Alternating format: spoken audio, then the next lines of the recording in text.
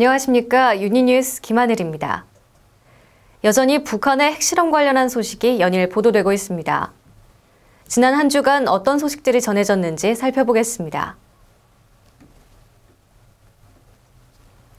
이명박 대통령은 지난 4일 청와대에서 윌리엄 페리 전 미 국방장관의 예방을 받은 자리에서 북한이 핵실험을 포기하지 않고 있다면서 유엔 안전보장이사회 관련국들의 더욱 단호하고 실효적인 대응이 필요하다고 밝혔습니다.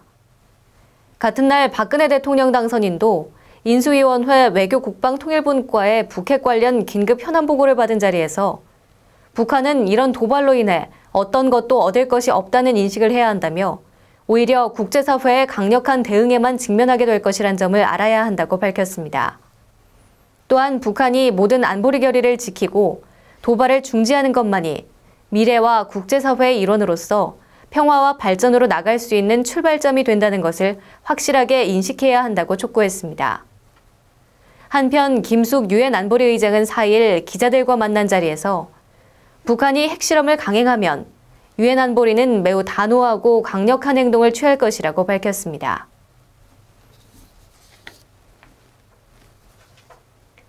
류익 통일부 장관은 지난 2월 1일 통일부 직원을 대상으로 한 원례조회에서 북한이 핵실험 강행 의지를 표명한 데 대해 심각한 우려를 표명하고 현 상황이 과거 1, 2차 핵실험과는 다른 엄중한 상황임을 강조했습니다.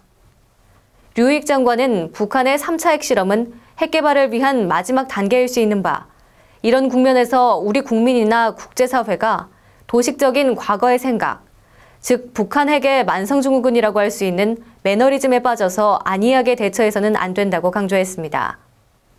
이어 모든 상황에 면밀히 대비하면서 북한이 추가 핵실험을 하지 않고 포기하도록 마지막 순간까지 노력해 나갈 것이라며 북한 당국이 지금이라도 핵실험을 포기하고 우리와 국제사회가 권유하는 좋은 선택의 길로 나올 것을 촉구했습니다.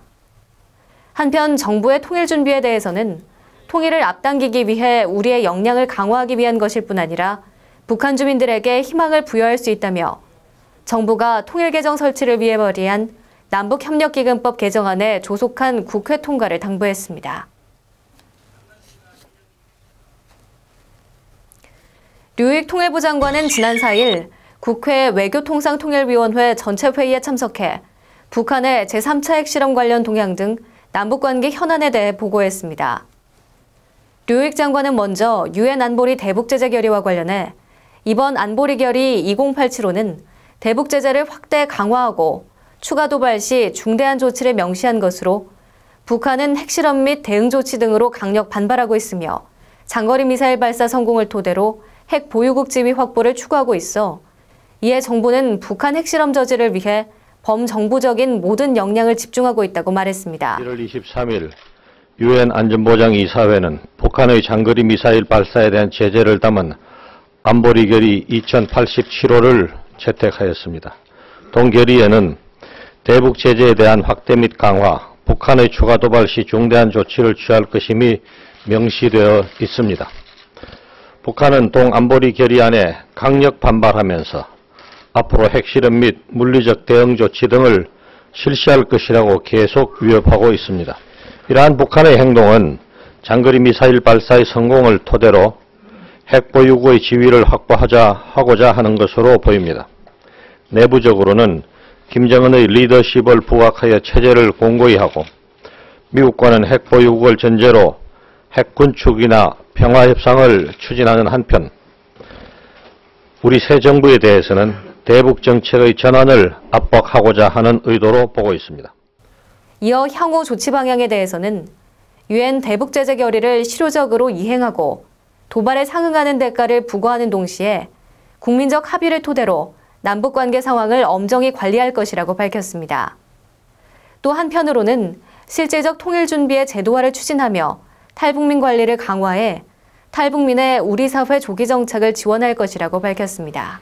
정부는 북한의 도발에 상응한 대가를 부과하기 위해 유엔 대북제재 결의를 실효적으로 이행해 나갈 것입니다. 개성공단 등 대북 반출 물품에 대한 점검을 강화하고 유엔 안보리 결의 2087호를 철저히 이행해 나갈 것입니다. 또한 미국, 중국, 일본, 러시아와 확고한 공조체제를 구축하여 북한의 핵실험 저지에 총력을 기울여 나가는 한편 핵실험 후에는 단호한 대응이 이루어질 수 있도록 협조해 나가겠습니다. 다음으로 국민적 합의를 토대로 남북관계 상황을 엄정하게 관리해 나가겠습니다. 대북 정책에 대한 국민적 공감대를 강화하고 북한의 실질적 태도 변화를 위한 일관된 메시지를 전달해 나가고자 합니다. 핵개발을 지속하는 것은 북한 주민들의 민생과 생존권적 인권을 더욱 악화시키는 것이며 북한이 비핵화 결단을 통해 평화적 협력의 길로 나올 것을 지속적으로 촉구할 것입니다. 아울러 통일재원 법제화를 위한 노력 등 실질적 통일 준비도 계속해 나가겠습니다. 앞으로 탈북민 관리 강화와 함께 이들의 우리 사회 조기 정착을 위한 지원 노력도 병행해 나가도록 하겠습니다. 통일부는 지난 6일 정례브리핑에서 최근 북한의 핵실험 동향 등에 대비하기 위해 6일부터 통일정책실과 정세분석국 등 관계부서를 중심으로 초기 대응반 가동을 통해 현 상황을 긴밀히 점검하고 대비태세를 갖출 것이라고 밝혔습니다.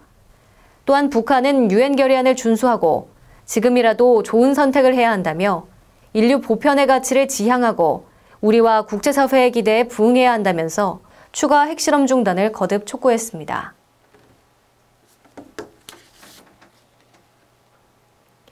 북한은 우리와 국제사회의 일관된 경고에도 불구하고 핵실험에 대한 위협을 지속하고 있습니다.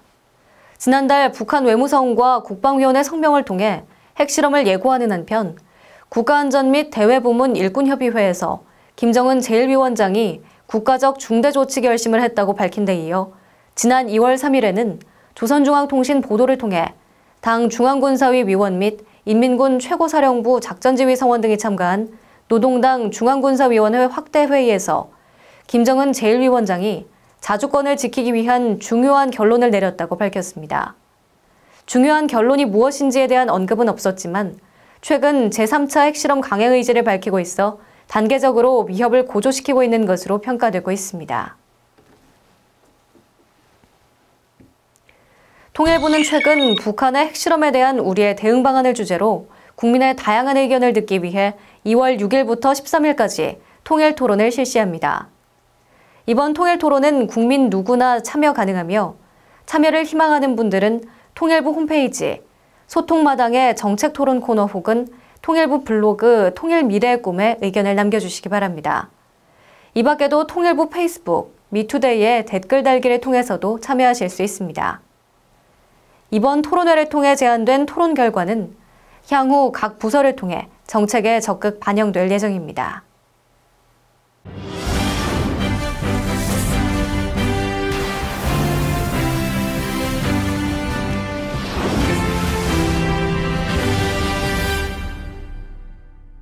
매주 금요일 전문가를 모시고 한 주의 남북관계 및 통일 문제에 대해 심층적으로 알아보는 통일 이슈입니다. 이번 주에도 아무래도 북한의 핵실험이 주요한 이슈인 것 같습니다. 북한의 3차 핵실험과 관련해 긴장 상황이 계속되고 있습니다. 북한의 핵실험 준비와 관련한 동향들이 연일 보도가 되고 있고 북한의 핵실험을 저지하기 위해 우리 정부는 물론이고 주변국과 국제사회의 움직임도 분주해지고 있습니다. 오늘 통일 이슈에서는 북한 핵실험과 관련한 최근 상황과 정부의 입장을 알아보도록 하겠습니다. 한편 통일부는 지난 2월 4일 이명박 정부 5년간의 통일정책 추진 내용과 성과를 기록한 정책자료집을 발간했는데요. 정부에서는 지난 5년간의 통일정책의 공과를 어떻게 평가하고 있는지에 대해서도 알아보도록 하겠습니다. 통일부 마경조 홍보담당관님 자리해 주셨습니다. 과장님 안녕하세요. 안녕하세요. 이 북한의 3차 핵실험, 임박했다는 언론 보도가 연일 많이 나오고 있는데요. 언제쯤 북한이 핵실험을 실시할 것으로 보고 계신지, 또 북한이 고려할 만한 변수가 있다면 어떤 것인지에 대해서도 궁금합니다. 네. 북한이 이제 핵실험을 하기 위한 기술적인 준비는 다 끝났다고 보는 것이 일반적인 평가입니다. 그래서 북한으로서는 정치적 결단만 있으면 언제라도 핵실험을 할 준비는 돼 있다라고 일반적으로 예상을 하고 있습니다. 다만 북한으로서는 핵실험을 통해서 자신들이 의도한 효과를 극대화시키기 위한 그런 시점을 지금 고려하고 있다 이렇게 평가를 할 수 있겠는데요. 그런 주요한 변수로 할 수 있는 일정들을 보게 되면 북한 내부적으로는 2월 16일이 이제 북한의 김정일 위원장 생일이고 그리고 대외적으로 본다면 2월 25일이 우리 박근혜 대통령 취임식입니다. 그리고 명절인 이제 2월 9일부터 11일까지 구정 명절도 있어서 이런 여러 가지 시기적 요소들을 고려하면서 핵실험을 한다면 그런 요소들을 고려하면서 아마 대내적으로 효과가 극대화된 시점을 이제 취하지 않을까 싶습니다.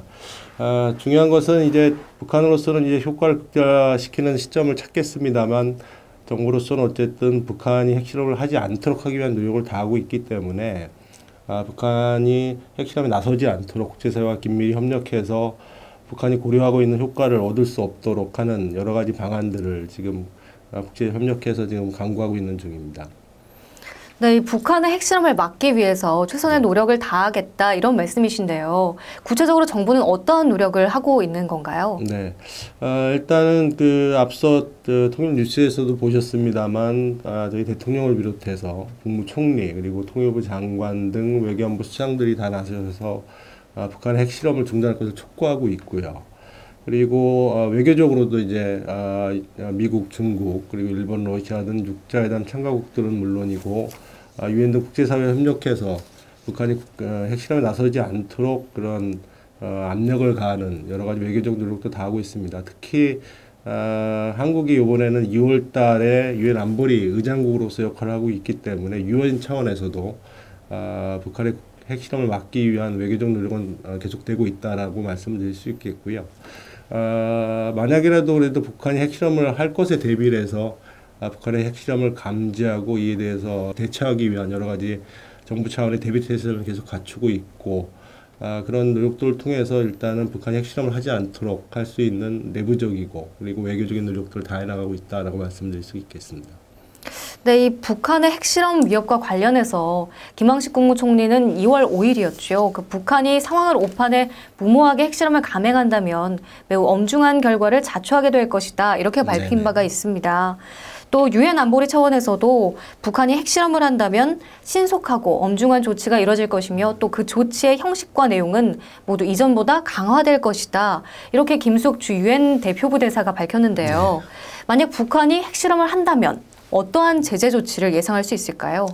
앞서 말씀드린 대로 지금으로서는 북한 핵실험을 가정해서 제재 조치를 논하기보다는 북한 핵실험을 이제 방지하고 막기 위한 노력들을 하기 위해서 총력을 다한다라는 게 정부 입장입니다. 다만 북한 핵실험에 대비하기 위해서 북한이 핵실험을 했을 경우에 여러 가지 제재 조치에 대해서도 내부적으로는 검토를 하고 있고 국제사회와 그 제재 조치의 방안에 대해서 논의를 하고 있다는 말씀을 드리겠습니다.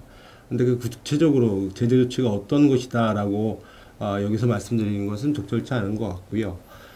분명한 것은 유엔 안보리 대북제재 결의 2087호에서 북한이 장거리 미사일 발사 이후에 만약에 추가적인 도발, 핵실험과 같은 추가적 도발을 하게 된다면 중대한 조치를 취할 것이다라고 명시적으로 언급을 한 바가 있고 미국과 국제사회에서도 연일 북한 핵실험에 대비해서 여러 가지 제재 조치에 대한 언급들이 나오고 있는 상황입니다. 그래서 분명한 것은 북한이 핵실험을 하게 된다면 이전과는 다른 더 심한 국제적 고립과 제재에 직면하게 된다라는 점이 분명하기 때문에 북한으로서는 자신들이 원하는 효과가 무엇인지 모르겠습니다만 그런 의도들은 달성할 수가 없을 것이고 말씀드린 대로 구체적 고립만 심해지기 때문에 이런 나쁜 길로 간다, 나쁜 선택을 하지 말고 우리가 국제사회가 계속 얘기하고 있는 민생을 돌보고 국제사회의 책임 있는 일원으로서 같이 협력해 나가는 모습을 보이는 좋은 선택을 하기를 다시 한번 촉구하는 바입니다. 네, 이제 다른 이슈에 대해서 한번 여쭤보겠습니다.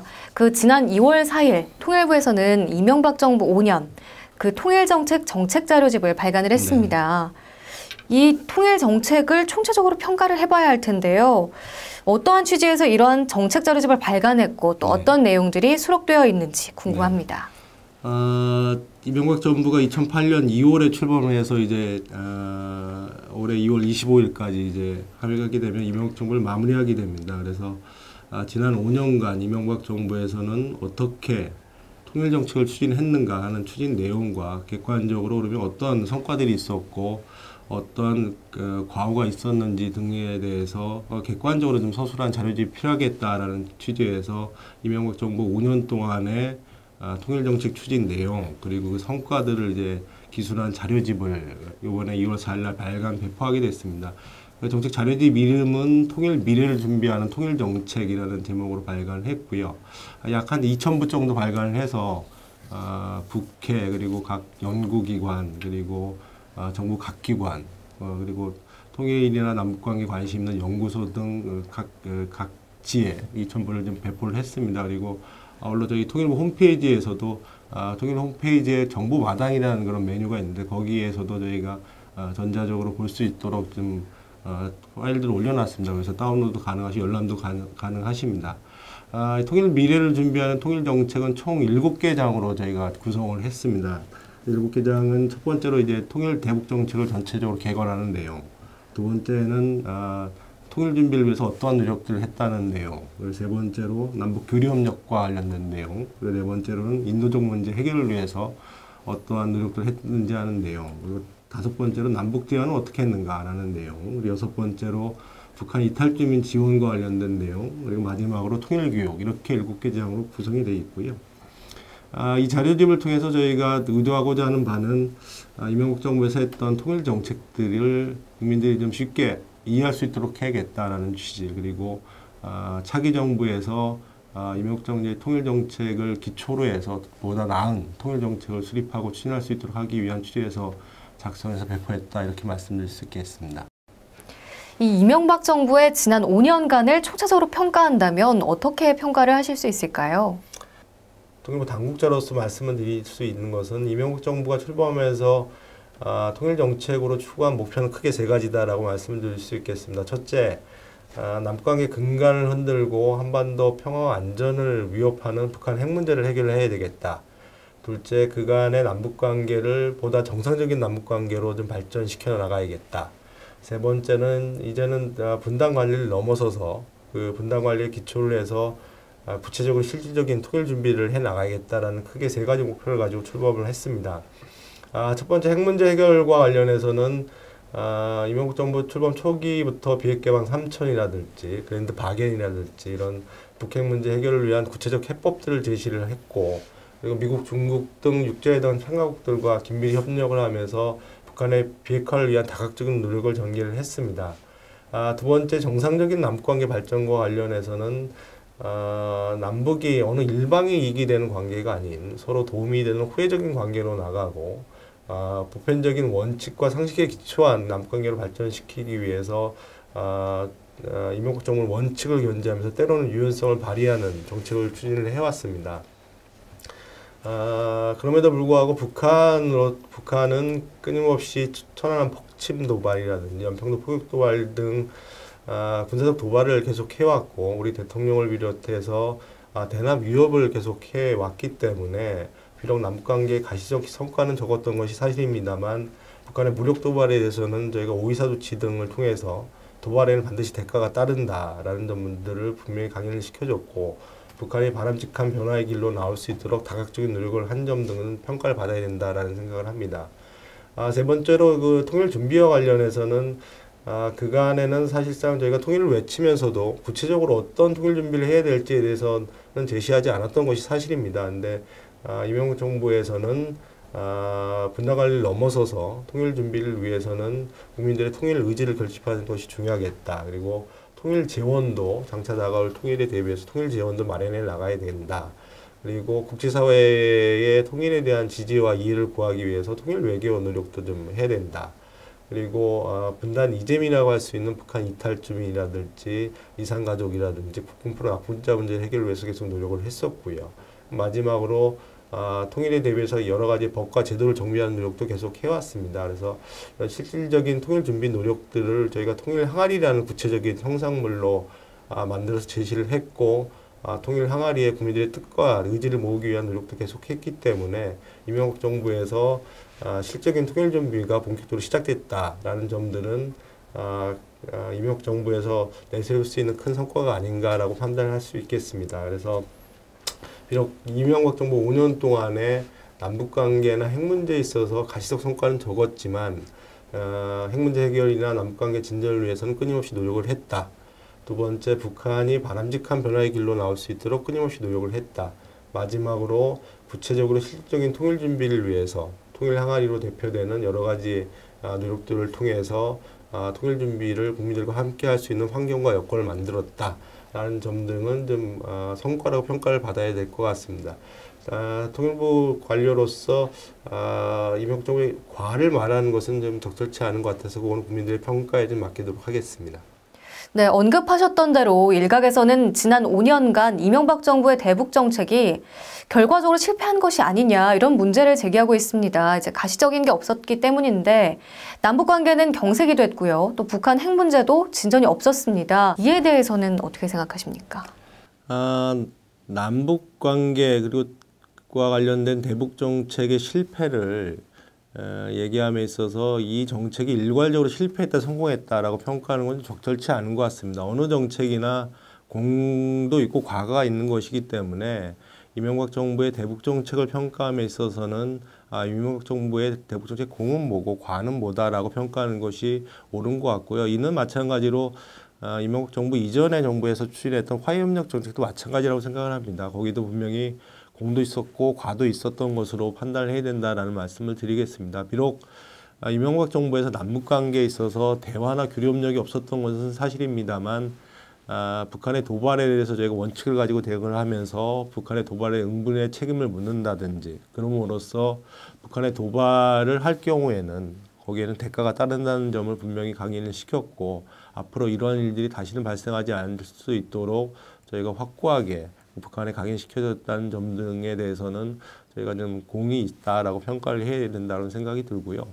핵 문제와 관련해서는 사실 핵 문제라는 것이 그 20년이 넘게 된 문제입니다. 그래서 이명박 정부 5년 동안의 그 상황만을 놓고서 이명박 정부의 대북 정책이나 통일 정책이 잘못됐기 때문에 핵 문제가 악화됐다라고 말하는 것은 조금 확대 과장 해석을 하는 것이다. 북한의 핵 문제라는 것은 우리 대북 정책, 통일 정책과도 뭐 연관이 있을 수 있겠습니다만 북한의 내부적인 문제 그리고 국제사와의 관계 이런 것들을 종합적으로 판단을 해서 핵 문제가 이렇게 좀 여기까지 흘러왔던 것이지 우리의 대북 정책으로 인해서 핵 문제가 더 악화됐고 뭐 진전되고 뭐 이런 것은 아니다. 우리로서는 최선을 다해서 국제사회와 협력해서 핵 문제 해결을 위해서 노력했다. 그것이 비록 지금 상황은 안 좋습니다만 어쨌든 그런 노력들을 폄하하거나 그런 것들을 일괄적으로 실패로 규정하는 것은 잘못된 시각이다라고 말씀드릴 수 있겠습니다. 네. 이 남북관계 경색의 원인이 북한에 기인한 측면이 크다 이렇게 이해할 수 있을 것 같은데요. 이에 대해서 너무 북한 탓으로 돌리는 것은 바람직하지 않다 이렇게 비판하는 의견도 있는 것 같습니다. 여기에 대해서는 어떻게 보고 계신지요? 정부가 뭐 남북관계 경색의 책임을 꼭 그 북한 탓이다, 뭐 누구 탓이다라고 변명조로 하는 것은 아닙니다. 근데 그 본질적 측면을 좀 봐야 된다. 정부가 계속해서 북한의 대화를 제의를 했었고 유연화 조치를 통해서 기회창을 열어놓고 좀 남북간 상생과 공유의 길로 나올 것도 계속 촉구를 했던 것이 사실입니다. 그런데 그럼에도 불구하고 북한은 도발로 계속 일관을 해왔기 때문에 이런 남북관계가 진전되지 못한 것의 그 본질적 원인이 어디 있느냐고 따지고 본다면 그거는 북한이라고 봐야지 우리 정부의 정책이 잘못됐다라고 판단하는 것은 옳지 않다는 것이지 저희가 꼭 우리 정부의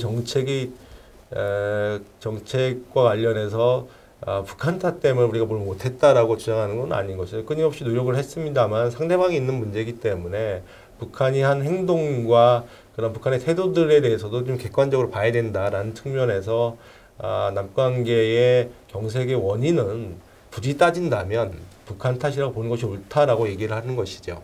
네. 네, 북한의 핵실험과 함께 지난 5년 정부의 통일 정책에 대해 이야기 나눠봤는데요. 이에 대해 다각도로 바라볼 수 있는 유익한 시간이었습니다. 오늘 잘해주셔서 감사합니다. 네, 감사합니다.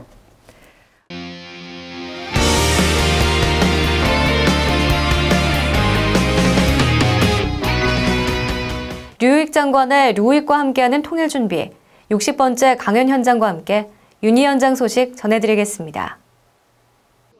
지난 4일 중앙경찰학교에서 신임 순경 과정생 550여 명을 대상으로 류익과 함께하는 통일 준비 그 60번째 강연이 이루어졌습니다.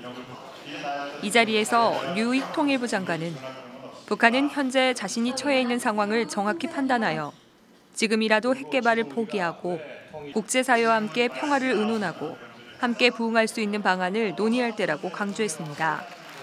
북한은 지금 유엔의 제재 결의를 정면으로 배격하고 그리고 제3차 핵실험을 공언하고 있습니다.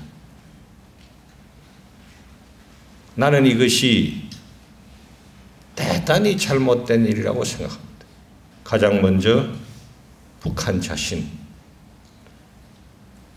북한 당국과 그리고 안타깝게도 북한 주민들을 위하여 잘못된 길을 가고 있는 것입니다. 핵무기가 모든 것을 해결할 것이라는 것은 환상에 불과합니다. 나는 지금도 늦지 않았다고 생각합니다. 북한이 현재 그들이 처해 있는 상황을 정확히 냉철히 판단하고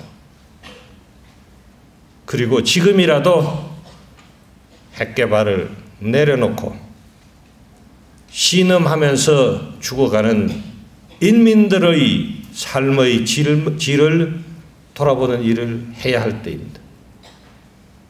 그리고 국제사회와 함께 평화를 의논하고 함께 부흥해서 잘 살아가는 방안을 논의할 때라고 생각을 합니다.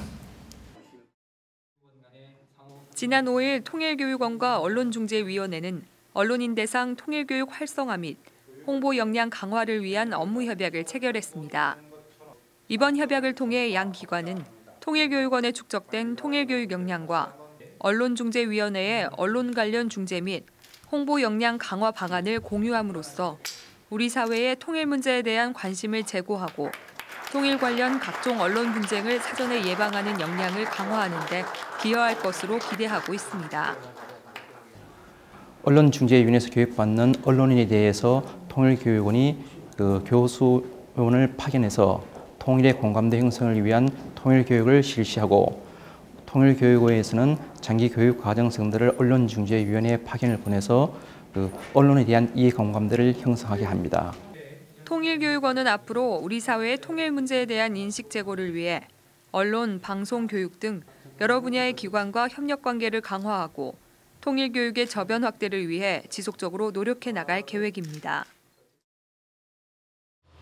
민족 대명절 설을 맞아 강창희 국회의장은 탈북청소년 대안학교인 하늘꿈 학교를 방문해 탈북 청소년을 위로하고 교육 관계자들을 격려했습니다. 이 자리에는 김천식 통일부 차관을 비롯해 김을동 의원과 조명철 의원 등이 참석했으며 탈북 청소년을 위해 운영 중인 하늘꿈 직업훈련센터를 방문해 재과제빵 수업을 참관하는 등의 행사를 가졌습니다. 윤희 현장 이영아입니다. 전국에서 통일 준비를 위해 구슬땀 흘리는 분들을 만나보는 시간입니다. 앞으로 보이지 않는 곳에서 묵묵히 일선을 지키고 있는 주인공들의 셀프 인터뷰를 통해 그 현장을 보게 될 텐데요. 그 첫 시간으로 장일국 북한 이탈 주민 전문 상담사를 만나보겠습니다. 안녕하십니까. 저는 통일부 산하 북한 이탈 주민 지원재단 소속 전문 상담소로서 현재 경북 서북부 지역인 구미, 안동, 영주, 상주, 문경, 칠곡에서 거주하시는 북한 이탈 주민들의 조속한 사회 적응과 안정된 정착을 위한 전문 상담을 하고 있습니다.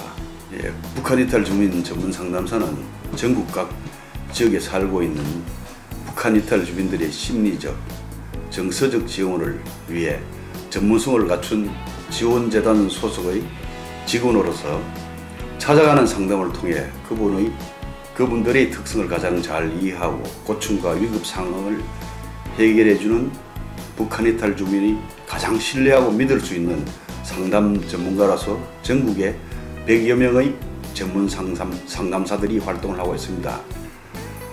제가 공직을 사퇴 후 구미 모 종합병원에서 근무 시 봉사활동을 하러 오시는 도우미들을 자주 접하면서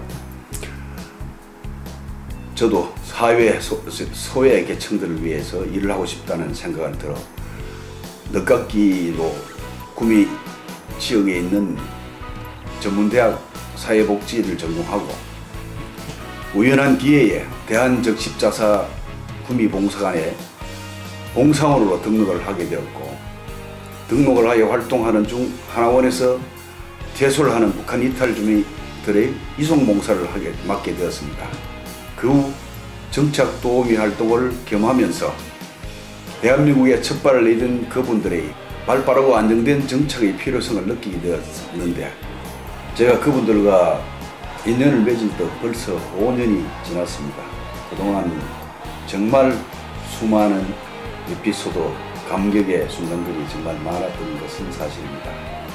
가장 기억에 남는 것은 30대 초반 여성 내담자의 경우 진로지도로 진학을 할 수 있도록 주선을 하여 전문학교 사회복지과를 입학시켜 졸업과 동시 33대 1의 높은 경쟁률인 구미시청 환경미화원으로 공개 채용에 합격하는 영광을 얻을 수 있도록 도와준 사실이 있으며 지인의 토지를 빌려 주말 농장을 개설하여 그분들과 같이 고구마, 옥수수, 고추 등을 경작하여 가을의 수확기에 수확의 기쁨을 같이 나누었던 일들 아주 많고 많습니다만은 이것으로 줄이겠습니다. 조금 전에도 언급했듯이 대학 진학을 권유하여 열심히 공부하여 장학금까지 타가면서 학교를 마치고 졸업식장에 참석하여 눈물을 흘리며 고맙다는 말로 감사를 표할 때 또 취업 후 첫 봉급을 탔다면서 찾아와서 식사라도 대접해야 되겠다고 감사의 마음을 표하는 내담자들을 만날 때 또 결혼식에 참석할 손님들이 없어 참석을 요청하여 전라도, 광주, 대구 등까지 가서 축의금 접수일 등을 해주고 고맙다는 말을 들을 때 등 수없이 많은 사례가 있습니다. 앞으로 활동 계획은 지금까지 해온 만큼 더도 말고 덜도 말고 지금처럼만 꾸준히 활동하는 선에서 초심을 잃지 않고 그분들과 함께 할 것입니다. 그리고 몸이 허약하고 건강이 허락되지 않아 근로 능력이 없는 분들을 제외하고는 반드시 취업을 하여 취업 장려금 등 국가에서 지원되는 혜택을 놓치지 마시라고 꼭 전해드리고 싶고요. 기초 생계비에 너무 연연하는 생활 방식은 스스로를 퇴보시키는 행동으로 결과적으로 정착에 도움이 전혀 되지 않는다는 것을 강조하고 싶습니다. 다른 지역에서 거주하시는 북한 이탈 주민들께서도 각 지역마다 상주하고 있는 우리 전문 상담사들을 통해 많은 도움을 받아 안정된 정착을 하였으면 하는 것이 저희 바람입니다. 지금까지 2월 첫째 주 유니뉴스였습니다. 대명절인 설이 다가오고 있습니다. 고향으로 가는 길이 북으로도 열려 모든 국민이 가족과 함께 보내는 명절이 다가오기를 바라며 끝으로 통일교육원 영상, 같은 문화 하나의 언어 보내드리겠습니다. 새해 복 많이 받으십시오.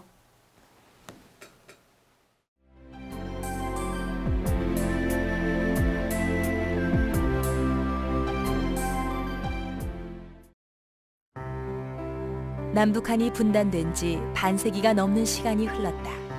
그동안 남과 북은 서로 다른 정치 체제를 유지해왔다.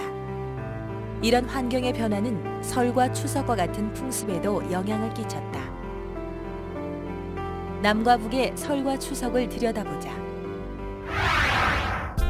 북한에서는 양력 1월 1일을 설날로 지낸다. 오랫동안 음력설을 명절로 지키는 것을 금지했지만 지난 89년에는 음력설도 휴식일로 지정했다. 민족 명절 추석에는 성묘와 차례를 위해 어렵게 마련한 입쌀로 쌀밥도 짓고 떡도 마련한다. 봄철에 말려둔 산나물, 햇고사리와 함께 대추, 밤, 사과, 배 등을 차례상에 올린다. 명절 특별 배급 때 받아 아껴두었던 소주나 밀주를 제사술로 쓴다. 차례가 끝나면 성묘에 나선다. 단 하루 동안 다녀올 수 있는 가까운 거리에 묘소가 있어야 온 가족이 함께 갈 수 있다. 우리나라는 음력 정월 초하룻날을 설로 지낸다. 설에는 떡국을 끓이고 음식을 준비하며 차례를 지낸다. 그리고 아이들은 새 옷을 입고 어른들을 찾아뵈며 인사하는 세배를 한다. 설의 놀이로는 남녀노소 함께하는 윷놀이와 젊은 부녀자들이 하는 널뛰기가 있다. 또 남자들은 연날리기를 한다. 음력 8월 보름인 추석은 우리나라에서도 연중 으뜸인 명절이다.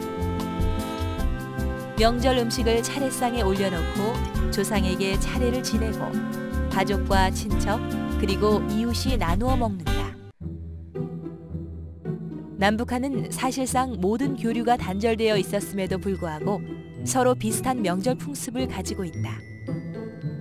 설에는 어른에게 세배를 하고 떡국과 같은 설 음식을 먹는 모습과 윷놀이, 썰매타기, 팽이치기, 제기차기, 연날리기, 장기와 같은 놀이가 행해지는 모습은 남북한이 비슷하다.